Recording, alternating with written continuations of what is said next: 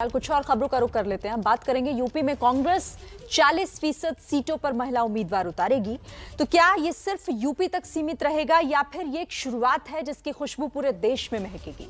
क्या अन्य दल भी अब देखा देखी ही सही लेकिन ज्यादा संख्या में महिला उम्मीदवारों को टिकट देंगे? क्या प्रियंका गांधी ने यूपी में नया वोट बैंक तलाशने की कोशिश की है? क्या ये नया वोट बैंक जातिवाद और धर्म की राजनीति का तोड़ साबित हो सकता है? हमारे वरिष्ठ सहयोगी विजय विद्रोही की ये खास रिपोर्ट हम आपको दिखाएंगे कि आखिर क्या होने जा रहा है आगे।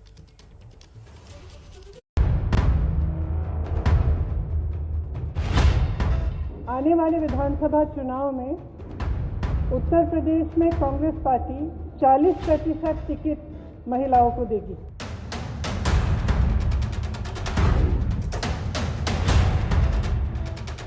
ये निर्णय उत्तर प्रदेश की हर एक महिला के लिए है जो बदलाव चाहती है, जो न्याय चाहती है, जो एकता चाहती है, जो चाहती है कि आगे बढ़े उसका प्रदेश।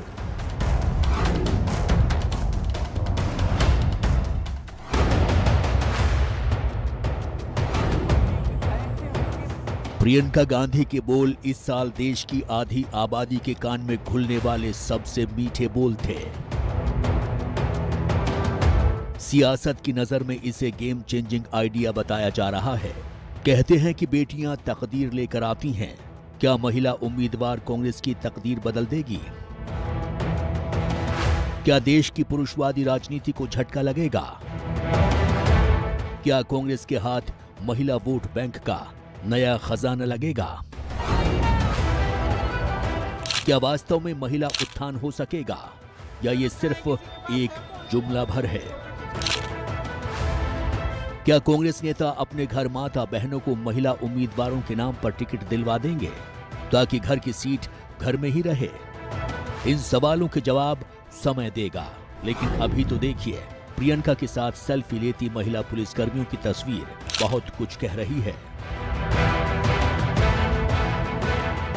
कुछ जानकारों का कहना है कि जातिवादी राजनीति का सही तोड़ महिला उम्मीदवार निकाल सकते हैं। इसी तरह जानकार कहते हैं कि बीजेपी की हिंदूवादी राजनीति का भी तोड़ महिला उम्मीदवार ही निकाल सकती है। कहा जा रहा है कि यूपी में कांग्रेस के लिए नया वोट बैंक तलाशना मजबूरी थी। यूपी में बीजेपी के पास हिंदुत्व का रामनामी वोट बैंक है। समाजवादी पार्टी के पास यादव और मुस्लिम है। Bahujan Samaj party Jatav vote bank के भरोसे है। ऐसे में नया महिला वोट बैंक कांग्रेस ने इजाद करने की कोशिश की है। महिला उम्मीदवारों के जरिए महिलाओं तक पहुंचा जा सकता है। आखिर यूपी में 45% वोटर महिलाएं हैं। पिछले लोकसभा चुनावों में यूपी में 58.7% पुरुषों के मुकाबले 57.7% महिलाओं ने वोट डाला। उत्तराखंड में 58.7% पुरुषों के मुकाबले 64.4% महिलाओं ने वोट डाला। मणिपुर में 81.3% पुरुषों के मुकाबले 84.1% महिलाओं ने वोट डाला। इसी तरह गोवा में महिला वोट 3% ज्यादा रहा। केवल पंजाब में महिलाओं के मुकाबले 1% ज्यादा वोट पुरुषों ने डाला। यही सवाल प्रियंका गांधी से भी पूछा गया था, लेकिन उन्होंने कह दिया कि चूंकि वो यूपी की प्रभारी हैं, इसलिए यूपी की बात कर रही हैं, लेकिन वो कांग्रेस की महासचिव भी हैं। राहुल गांधी ने जरूर इशारा किया है कि यूपी से शुरुआत हो रही है, यानी 40% आरक्षण का विस्तार संभव है। लेकिन फिलहाल ऐसा लगता है कांग्रेस इसे पायलट प्रोजेक्ट के रूप में ले रही है। अगर कांग्रेस की तरह यूपी में बीजेपी, सपा और बसपा भी 160 महिलाओं को टिकट देती है तो इन चार दलों के ही 640 महिला उम्मीदवार हो जाएंगे। जबकि पिछले विधानसभा चुनावों में छोटे बड़े सभी दलों ने मिलाकर 96 महिलाओं को टिकट दिया था। दिलचस्प बात है, 40 महिलाएं विधानसभा पहुंची, यानी सक्सेस रेट 40% के आसपास रहा। आमतौर पर राजनीतिक दलों को जिताऊ उम्मीदवारों की तलाश होती है और उनकी नजर में पुरुष ही जिताऊ उम्मीदवार होते हैं, लेकिन आंकड़े दूसरी ही कहानी बयान कर रहे हैं।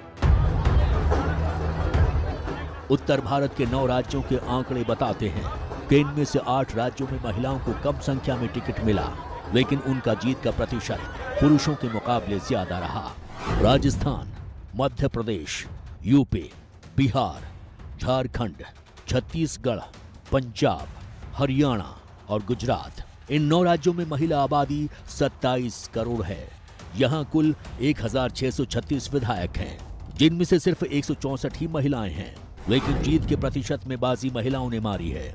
200 सदस्यों की राजस्थान विधानसभा में 24 महिलाएं हैं। राजस्थान में जितनी महिलाएं चुनाव में उतरी, उसमें से 12.69% जीती, जबकि 8.36% पुरुष ही सीट निकाल पाए।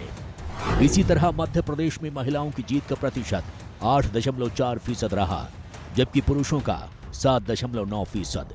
इसी तरह यूपी में महिला जीत का प्रतिशत 8.71 रहा, जबकि पुरुषों का 8.14। जिताऊ होने के साथ साथ टिकाऊ होना भी जरूरी है। आमतौर पर देखा गया है कि महिला उम्मीदवार ज्यादा टिकाऊ होती हैं, यानी पुरुषों के मुकाबले वो कम दल बदलती हैं। तो क्या कांग्रेस का नया प्रयोग नई तरह की राजनीति को जन्म देगा?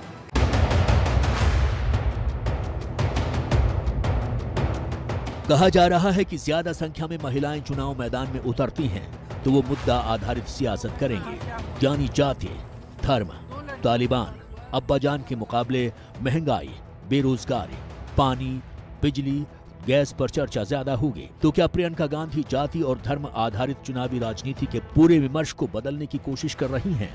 यूपी में कांग्रेस का प्रयोग सफल रहा तो 40% आरक्षण क्या चुनावी राजनीति का न्यू नॉर्मल बन सकता है? वैसे बंगाल में ममता और ओडिशा में नवीन पटनायक ने पिछले लोकसभा चुनाव में 40% सीटों पर महिलाओं को उतारा था। राज्यसभा में ममता की पार्टी के जितने सांसद हैं, उनमें 33% महिलाएं ही हैं। चलते चलते आपको बताते चले कि लोकसभा और विधानसभा की 1/3 सीटें महिलाओं के लिए आरक्षित करने वाला बिल लोकसभा में अटका है। डॉक्टर मनमोहन सिंह की कांग्रेस सरकार ने राज्यसभा में इस बिल को पारित करवाया था, लेकिन तब जातिवादी राजनीति करने वाले नेताओं के भारी विरोध के बीच लोकसभा में रखा नहीं जा सका था। अगर यूपी में प्रयोग सफल रहा तो क्या महिला आरक्षण बिल का मुद्दा लोकसभा चुनाव से पहले गरमाएगा? देखा गया है कि आजकल सभी दल अपने चुनावी घोषणा पत्रों में महिलाओं के लिए अलग से घोषणाएं करते हैं। इसमें महिलाओं की जिंदगी सुनहरा बनाने के सपने दिखाए जाते हैं, यानी महिला वोटों की सबको चिंता है, लेकिन महिलाओं को सत्ता में सीधी भागीदारी देने से राजनीतिक दल हिचकते हैं। ऐसे में प्रियंका गांधी की घोषणा का महत्व बढ़ जाता है। कुल मिलाकर उत्तर प्रदेश में प्रियंका गांधी महिला उम्मीदवारों के भरोसे, महिला उम्मीदवार उत्तर प्रदेश में महिला वोटरों के भरोसे। ऐसे में क्या कुछ हो पाएगा, ये कुछ भी कह पाना अभी जल्दबाजी है। विजय विथोड़ी, एबीपी।